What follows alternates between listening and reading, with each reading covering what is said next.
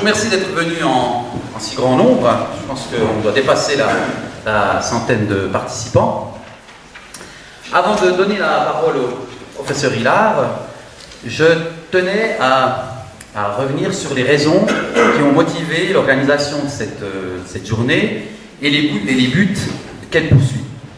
Alors, il s'agit d'une initiative personnelle qui a trouvé le soutien de la Fraternité sacerdotale Saint-Pédis, de son supérieur, Abbé Villou, qui a aimablement relayé l'information dans les différentes chapelles pour faire connaître.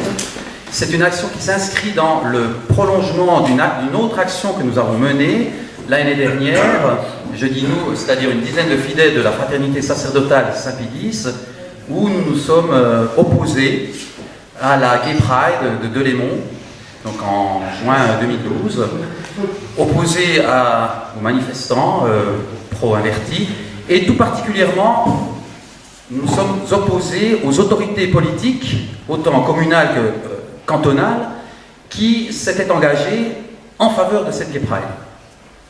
Donc, à la suite de cette action, et aussi à la suite de l'avalanche de projets qui visent à dénaturer la famille, que ce soit en Suisse, il y a de nombreux projets en cours sur l'adoption, notamment pour les couples, pour les pères d'invertis, mais aussi, comme vous le savez, en France, aux États-Unis, au Brésil, en Nouvelle-Zélande, en Grande-Bretagne. Enfin, vraiment, c'est un sujet qui envahit tout. Donc, pour cette action s'inscrit donc aussi devant cette avalanche de projets pour dénaturer la famille, meurtrir la jeunesse, la fragiliser encore davantage.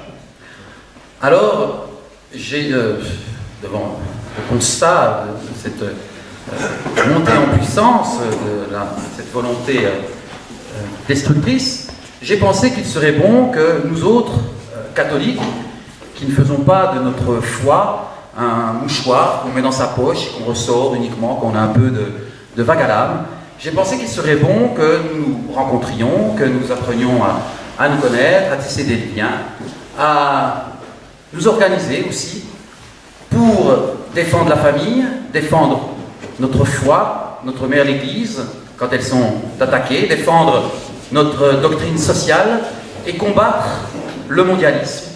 Cette idéologie qui, d'une certaine façon, à mon sens, noue la gerbe de toutes les idéologies qui ont ravagé le XXe siècle, mais au-delà du XXe siècle, qui ravage l'humanité depuis 200 ans, cette sorte d'égout collecteur, pour reprendre une image chère à Saint-Pédis, des idéologies qui saignent notre humanité. Et cette idéologie, à l'heure où je vous parle, me semble être actuellement dans un processus d'accélération de son ossification, autant sur le plan institutionnel, par voie législative, que sur le plan culturel.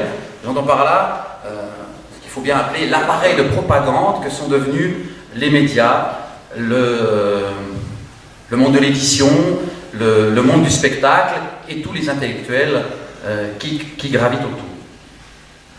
Alors cette conférence de professeur Pierre Hilard est en premier lieu organisée à destination des gens, des personnes de la tradition.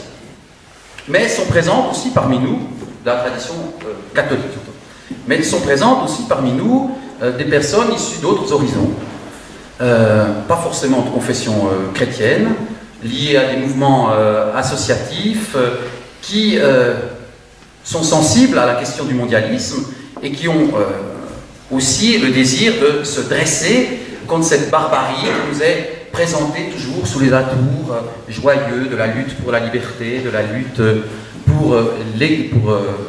pour l'égalité, mais qui cherche ni plus ni moins, nous savons bien, sans peut-être toujours l'appeler de la même façon, mais qui cherche à célébrer, qui célèbre en fait le péché, c'est-à-dire le dérèglement des sens, le dérèglement de l'intelligence et de la volonté, de manière à désubstantialiser l'homme, en faire une sorte d'être malléable, sans résistance, docile sujet des injonctions de la publicité ou des idéologues, ces réducteurs de tête qui ambitionnent de créer une société métissée, multiculturelle, de déracinés, de personnes ayant tourné le dos à leur passé, qui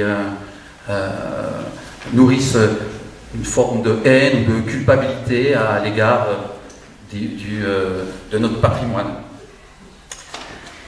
Et tout cela, naturellement, c'est toujours au nom de la diversité, du respect de la différence, alors que ça conduit infailliblement à une société indifférenciée, une sorte de bouillie indifférenciée, où les plus retors, les mieux nés et les initiés domineront sur des masses standardisées.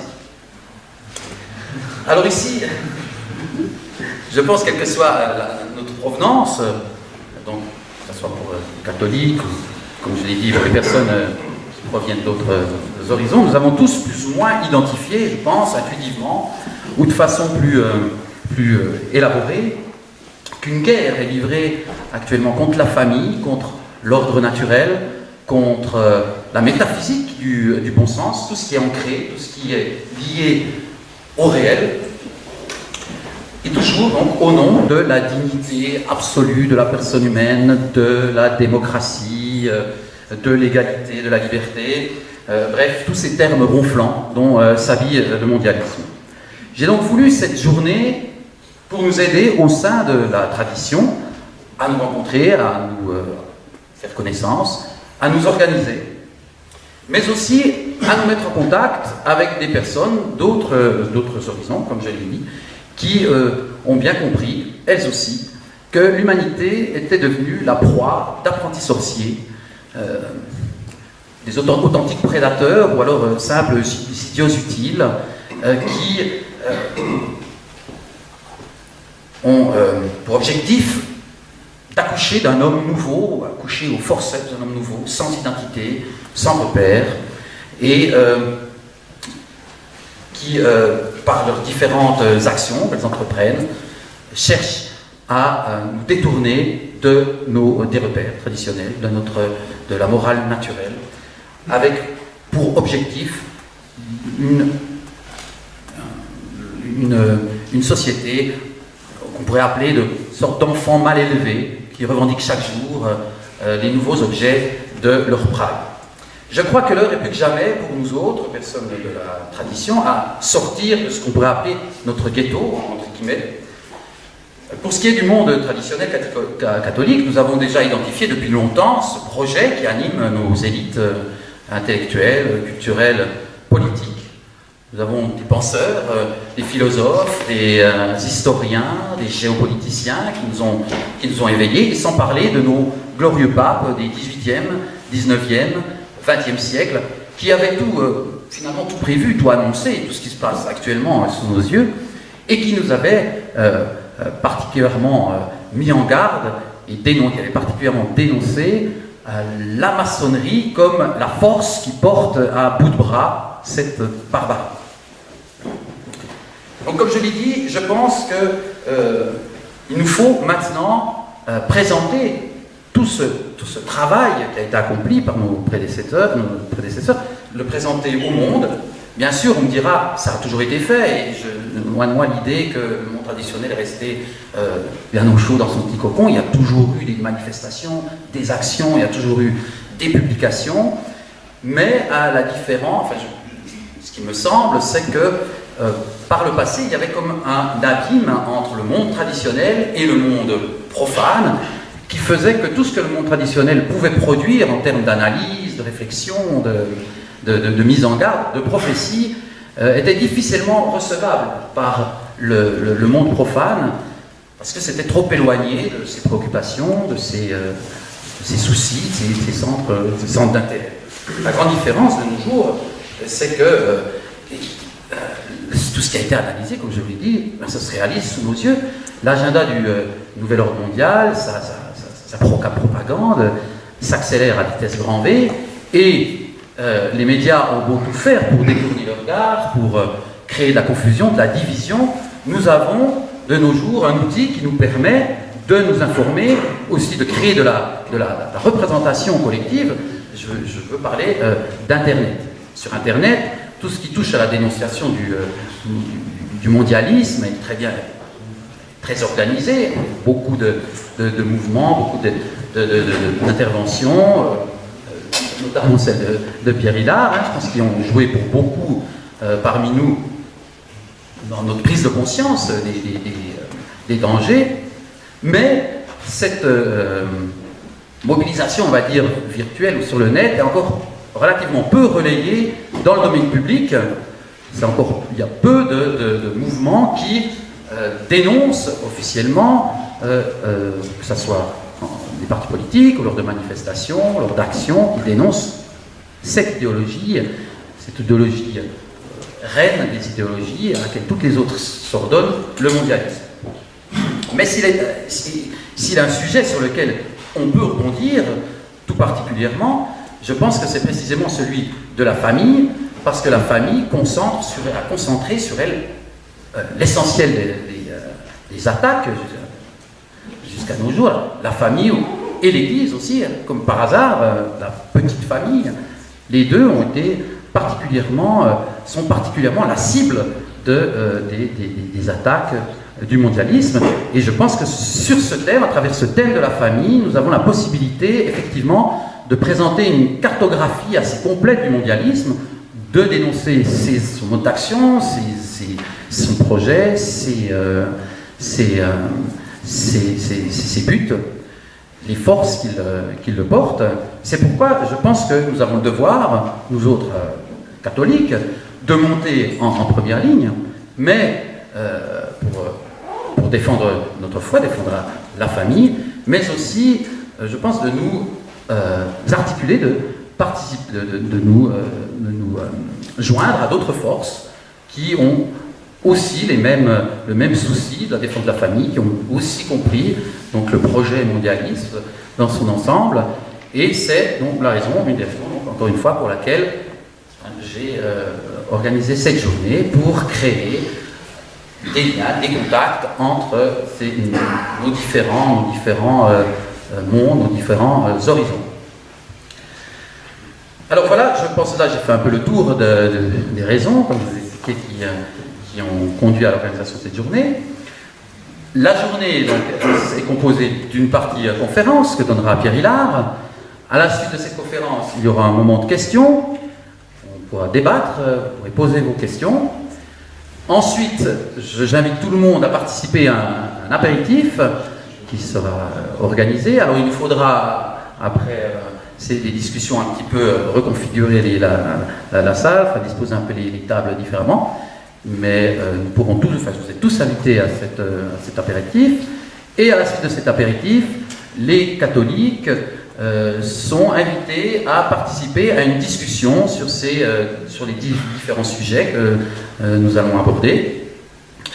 Ce dernier moment conclura cette journée. Voilà. Alors je vais maintenant laisser la parole à Pierre Hillard. Pour le présenter, je dirais en quelques mots, donc, le professeur Hillard est docteur en sciences politiques. Il a enseigné dans plusieurs écoles, il enseigne encore dans plusieurs écoles de commerce.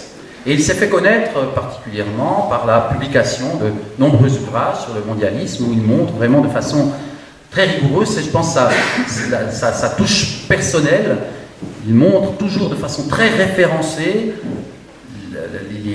les objectifs, l'existence des instituts, à quoi ces instituts mondialistes travaillent, comment ils s'articulent. Tout est toujours présenté de façon très rigoureuse. Et il est aussi connu pour ses conférences sur Internet. Il sillonne la francophonie jusqu'à la Suisse. On n'est pas laissé à la marge. Et je pense que ces interventions, en ce qui me concerne, c'est par ces interventions sur Internet que par la suite j'ai pu découvrir ces livres. Et je pense que pour beaucoup d'entre nous, ça a été aussi, Internet a servi aussi de déclic.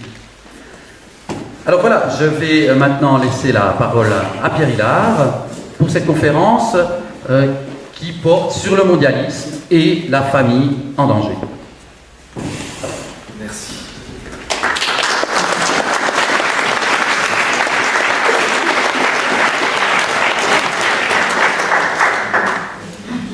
Bonjour.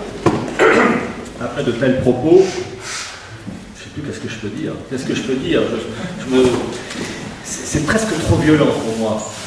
Bon. En tout cas, merci à Julien Huissinger de m'avoir invité pour donc cette conférence consacrée à la famille face au mondialisme. Et quand on dit famille, la famille classique, bien entendu, étant la cellule de base de la société, ce mondialisme s'attaque à la cellule de base et aux États et aussi aux identités provinciales. Alors, l'objectif de cette conférence, d'à peu près 1 heure, c'est de faire d'abord un constat de la situation actuelle, rapide, et puis surtout d'expliquer, enfin de tenter d'expliquer les causes profondes.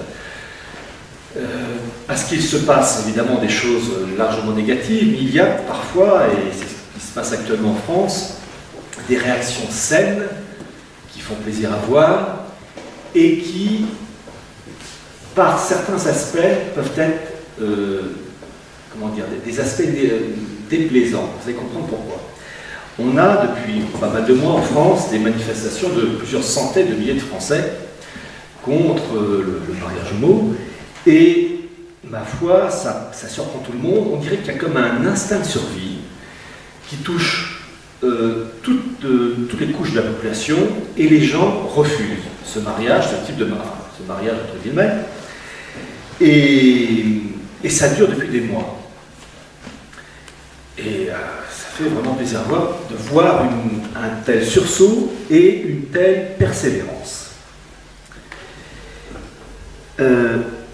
Finalement, c'est comme un instinct de survie, mais l'instinct ne suffit pas. Parce que c'est ça qui est terrible. Il y a l'élan et l'allant pour ces manifestations, mais on remarque, plus qu'on remarque, c'est ça qui est même choquant, que souvent ces manifestants portent d'événements ou proclament et affichent des références de 89, de la révolution de 1789. Vous avez beaucoup de ces manifestants qui vont par exemple porter le bonnet phrygien, l'habit révolutionnaire. Et puis quand ils portaient, c'est pas une ou deux personnes, hein. C'était vraiment des jeunes filles, bonnet phrygien. Et puis vraiment, ce sont des principes qui sont étonnants, et en fait, et c'est là où on se rend compte que l'instinct ne suffit pas, ces personnes ont une bonne réaction, mais depuis 2 siècles, l'esprit empoisonné par l'éducation officiellement nationale en France, qui a perverti le bon sens, et en tout cas qui a effacé les bonnes références. Parce que les principes de 89, c'est d'abord des principes criminels.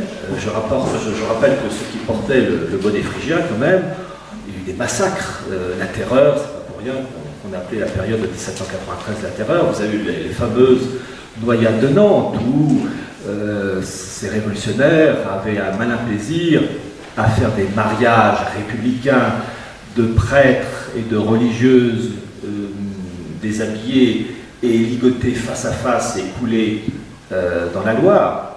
C'est sympa. Et se dire, porter des vêtements qui se réfèrent à cette époque, j'ai envie de dire, mais ça va, ça tourne pas rond là.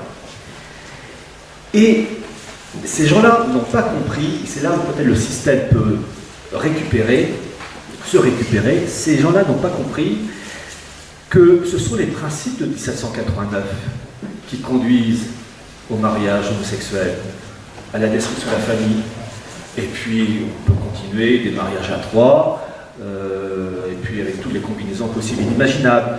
Et c'est ça qui est terrible de voir, des personnes qui s'opposent à cette tendance, en France mais partout dans le monde, mais qui n'ont pas compris l'origine du mal.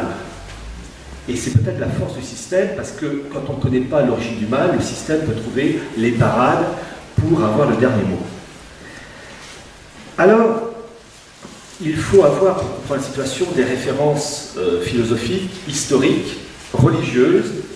J'ai en face de moi un public varié, catholique, d'autres sont peut-être athées, d'autres juifs, d'autres musulmans, d'autres agnostiques, enfin tous les cas de figure, peut-être certains francs-maçons, d'autres de la police de Fribourg, vous voyez un représentant, ou que sais-je encore. Il y a tout. Mais mes propos vont peut-être choquer durant cette conférence, parce que là j'ai le désir ardent de vraiment mettre le doigt où là ça fait mal. Il ne s'agit pas d'insulter, il ne s'agit sûrement pas d'insulter, il ne s'agit pas, de vouloir vexer des personnes, mais savoir appeler, désigner le mal et dire là où se situe, et puis l'origine du mal. Bon. On assiste donc à une destruction de la famille traditionnelle, en France, partout dans les pays industrialisés, qui va de pair avec la destruction des États, destruction des identités régionales. Et le régionalisme présenté par l'Union européenne est un cache-sexe, si je puis dire, parce qu'en fait c'est un régionalisme dévoyé qui a pour objectif de détruire les États et de rendre service aux lobbies qui peuvent s'adresser directement aux représentations régionales à Bruxelles ou à Francfort.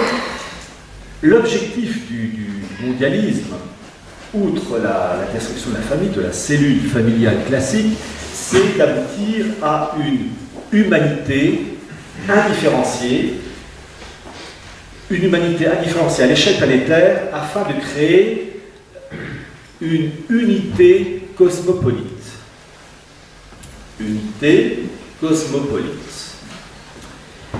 Et vous avez eu des œuvres dans le passé qui ont parfaitement résumé la situation. Je pense au chef-d'œuvre de Huxley, Aldous Huxley, le meilleur des mondes, où dans cet État mondial divisé en blocs régionaux, vous avez l'Europe, et sûrement il y a une personne ici présente qui connaissent l'histoire, où le représentant de l'État européen intégré à cette gouvernance mondiale s'appelle Mustapha Meunier, prénom typiquement arabe, nom typiquement français, mais il n'est ni arabe ni français, c'est un produit hors sol, délavé, et c'est ça l'idéal du mondialisme, créer un être humain indifférencié qui habite le pôle Nord, les îles Fidji, le Pérou, peut-être pas Jérusalem. Et donc, il faut voir, outre les aspects matériels, la mystique qui est derrière. Parce que finalement, ce mondialisme, c'est un messianisme. Alors, je vais, dans les minutes qui viennent, peu à peu, expliquer les origines. Mais je continue d'abord dans le constat.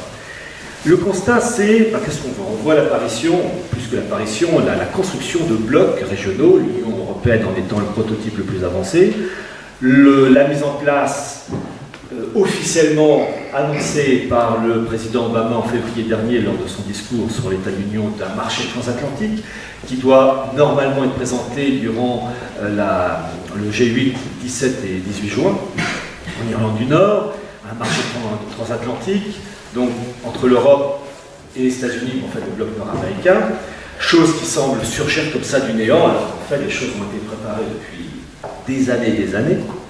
Mon livre, La décomposition des nations européennes, porte un sous-titre de l'Union euro-atlantique à l'état mondial. À l'époque, je faisais des recherches en 2002-2003, donc déjà les choses, il n'y avait qu'à se servir dans les documents officiels, mais ça ne semblait pas intéresser les médias. Ce mondialisme qui touche donc, qui a pour objectif de créer une gouvernance mondiale, de développement continentaux, de détruire les États, il concerne aussi l'Église. Depuis Vatican II, l'Église se porte mal, parce que Vatican II, c'est 1789 dans l'Église. Et il suffit de relever certains propos de pape. Je pense déjà au pape Jean XXIII dans son encyclique Pacem in Terris, qui disait, je cite Jean XXIII, que l'objectif c'est donc une autorité publique dont le pouvoir, la constitution et les moyens d'action prennent aussi des dimensions mondiales. Il s'agit de favoriser la constitution d'une autorité publique de compétence universelle. Donc déjà, dans l'encyclique de Jean 23, 63, il y a cette idée de gouvernance mondiale, tout ça avec les droits de l'homme. Les droits de l'homme, l'Église catholique, peut être étonné, puisque les droits de l'homme et l'Église catholique, normalement, ça ne va pas ensemble. Enfin, normalement. Et puis vous avez le pape aussi, Paul VI, qui en 1965 a prononcé un discours à l'ONU. L'ONU qui est le temple du maçonnisme. L'Église, c'est l'ennemi. Hein. Eh bien, bon, il a quand même prononcé un discours à l'ONU, et il a reçu la carte de citoyen du monde à la fin de son discours. C'est étonnant. Pourquoi? Je continue le constat. L'autre pape, Benoît XVI, qui en juillet 2009, dans son encyclique Veritas in Caritate, a prôné... Ah, pardon, oui, merci. Merci. Donc, Benoît XVI, qui en juillet 2009 a donc publié une encyclique Veritas in Caritate, appelant à la mise en place d'une autorité politique mondiale en liaison avec l'ONU. L'ONU, qui est le symbole du maçonnisme, c'est le Vatican maçonnique. Donc, on s'étonnait que le successeur de Saint-Pierre puisse proposer une telle solution. Je croyais que la maçonnerie avait été condamnée d'une manière radicale depuis 1738 par le pape Clément XII, et à chaque fois condamnée par les papes. Et là, tout d'un coup, on a un pape qui dit non, c'est bon, on peut s'entendre avec eux pour mettre en place une gouvernance mondiale, une autorité politique mondiale, donc en disant avec l'ONU. Donc, qu'est-ce qui s'est passé? C'était vraiment très mauvais, ces papes avant Vatican II, ils disaient que des bêtises, et donc il a fallu attendre Vatican II pour enfin entendre les bonnes choses. Bon, évidemment, c'est pas le cas. Et puis, autre élément, toujours le même pape, le pape Benoît XVI, qui a reçu le 6 novembre 2009 le président kazakh Nazarbayev. Je dis bien la date, 6 novembre 2009, parce que vous avez la vidéo sur Internet. Et qu'est-ce qu'on voit? On voit le pape Benoît XVI recevoir donc ce président kazakh qui, il faut le savoir, a établi au Kazakhstan, dans une ville, un centre religieux, enfin un centre de toutes les religions, de religions universelles, musulmans, judaïsmes, protestants, catholiques. Et par exemple, pour le représentant catholique dans cet institut, dans ce bâtiment, au Kazakhstan, son représentant catholique, c'est pas n'importe qui, c'est le cardinal Jean-Louis Torrent. C'est lui qui a annoncé le 13 mars dernier l'élection du pape François, et c'est lui qui est donc chargé de représenter le Vatican dans ce bâtiment en forme pyramidale au Kazakhstan, dans la ville d'Astana, dont l'anagraphe fait Satana. Ça pèse lourd quand même. On se dit, tiens, c'est pas normal. Et donc, recevant Nazarbayev, le président kazakh, le 6 novembre 2009, eh bien, vous savez, vous avez les cadeaux des chefs d'État, parce que le pape est aussi un chef d'État, et Nazarbayev lui a offert un cadeau, une pyramide. La pyramide d'Astana, où se trouvent toutes les religions. Donc, on voit qu'il y a une perversion. Ce n'est pas normal de recevoir, d'abord ce n'est pas normal de participer au principe de la religion universelle, parce qu'à partir du moment où on croit que, si on est catholique évidemment, que le Christ est le Messie mort et ressuscité, le reste, c'est pas intéressant. Et donc on se rend compte que l'Église catholique déconne. Bon, et puis vous avez là le dernier pape, le pape François. Alors lui, c'est encore plus simple, il a dit je prends l'homme. Bon, je croyais que le credo disait l'inverse, mais enfin bon. Donc, on se dit quand même, depuis Vatican II, ça déconne ferme. Et j'ai envie de dire, on va être pratique, on est sur Terre. L'Église, à la voie domestique, elle est quand même aussi sur Terre, c'est une entreprise, et une entreprise qui embauche si peu de prêtres et qui a si peu de fidèles, à mon avis, il y a un os dans le pâté. Bon. Alors, pour comprendre ces problèmes, ces événements qui touchent à la fois les États et l'Église, il faut comprendre l'arrière-fond métaphysique.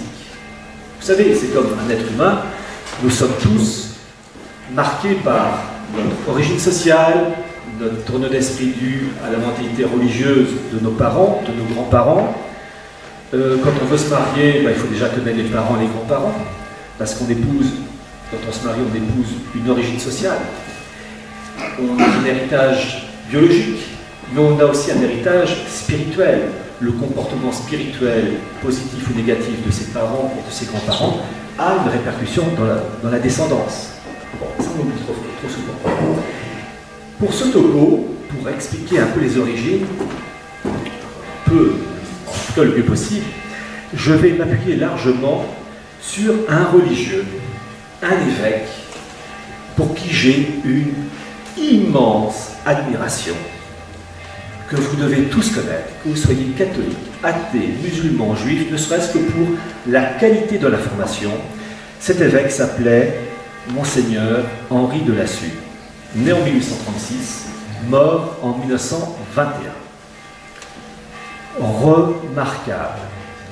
Il a écrit plusieurs ouvrages, entre autres par exemple la mission posthume de Sainte Jeanne d'Arc, et parmi ces ouvrages, il y en a deux que je considère comme des monuments, comme il avait tout compris. Un de ses livres, qui date de 1898, s'intitule « L'américanisme et la conjuration antichrétienne ». Il y a un autre livre qui fait, accrochez-vous, 1300 pages, mais c'est écrit grand. Bon.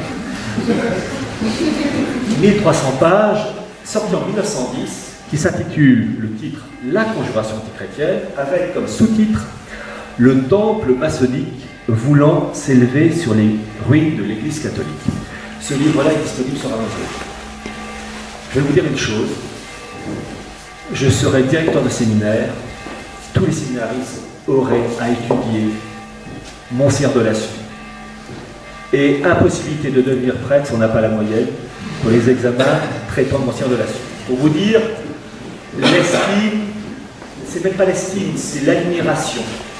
Parce que cet homme-là, qui a écrit donc il y a plus d'un siècle, il explique avec une rigueur, des références, et vous avez des notes de bas de page qui parfois font la moitié de la page. Il explique les origines du mal jusqu'à son époque, donc fin 19e, début 20e siècle, et ensuite il continue, il se projette dans l'avenir en disant, bien écoutez, si on n'arrive pas à détruire ce mal, il va aboutir à une gouvernance mondiale, à une église catholique dénaturée qui va se fondre dans une religion universelle. Et m'étant particulièrement intéressé au mondialisme, tout ce qu'il raconte avec un siècle de recul, eh bien je peux mettre à chaque fois des noms d'instituts, de noms de personnes, et à chaque fois, oui. Extraordinaire. Monseigneur Henri de Lassus. Il y a aussi un autre religieux qui est mort, je crois, en 1879, un Français, c'est Monseigneur Gaume, G-A-U-M. J'en parlerai un peu, à connaître aussi. Un séminaire, ça devrait être obligatoire d'étudier. Au moins, c'est de près. Vraiment, je ne plaisante pas. Il y a une vision à la fois spirituelle, politique, historique, philosophique. Tout ça, c'est lié. La France a été capable de produire des êtres d'exception, religieux ou pas, et ça fait honneur à notre pays, parce qu'aujourd'hui, avec BHL, on... Bon. Voyez-vous, je disais donc, pour chaque pays, en fait, chaque pays, vous avez toujours des pointures, et vous avez, entre autres, en tant qu'un Français, donc je citais Monseigneur de Lassus, Monseigneur Gaume, un homme pour qui j'ai une immense admiration, et j'ai tendance un peu à falsifier les propos du musicien Richard Wagner qui disait « Je crois en Dieu et en Beethoven », et moi je trafique un peu la formule en disant « Je crois en Dieu et en Jacques Bainville ». Jacques Bainville, qui était agnostique, c'est sa seule faiblesse, grosse faiblesse quand même, mais homme extraordinaire qui en 1920 avait écrit un chef-d'œuvre, Les conséquences politiques de la paix, où il annonce tous les événements conduisant à la Seconde Guerre mondiale. Et ces travaux accompagnent en fait ceux de Monseigneur Henri de Lassus. Il faut toujours s'appuyer sur les hommes de génie, parce que comme le disait Goethe, le génie, c'est de durer.